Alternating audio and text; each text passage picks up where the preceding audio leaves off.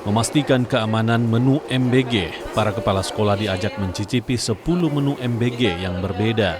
Tak hanya mencicipi menu MBG, 16 kepala sekolah ini juga diajak berkeliling dapur SPPG untuk melihat standar kebersihan, peralatan yang digunakan, serta tahapan penyajian makanan hingga proses distribusi. Saya puas ya. Pertama, kita sudah melihat seluruh area-area yang sangat vital dalam pengelolaan MBG. Ya. Semua kesimpulannya terpenuhi ya, standar SOP pelayanan gizi untuk anak kita, insya Allah. Pak, tadi kan sempat mencoba langsung Ya? Tadi coba langsung. Saya bahkan diskusi sama Kepsek yang lain. Kalau begini modelnya anak-anak senang. Ya, insya Allah senang. Ada Pak, tidak perlu ditambahkan dari menunya? Wah, kalau tanya tambah bisa menambah yang banyak deh. Kalau cukup untuk SD sudah bagus. Ya, alhamdulillah. Kegiatan ini digagas SPPG sebagai bentuk transparansi proses penyajian dan kualitas makanan yang disajikan ke peserta didik.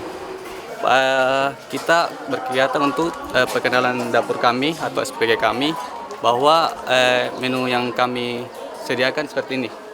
Bahwa ini yang kami rencanakan 10 hari ke depan, 2 minggu jika kami sudah operasional. Yang datang untuk melihat langsung proses MBG ini Untuk hari ini kami undang beberapa sekolah, termasuk sekolah Bangkalan 3, Bangkalan 2, Bangkalan 1, SD Puri, dan TK-TK yang ada di sekitar SPPG kami.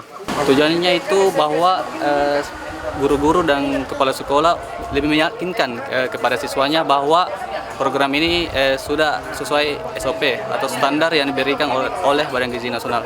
Kalau tidak sekolah ini, berapa banyak siswa yang akan ditambah ini?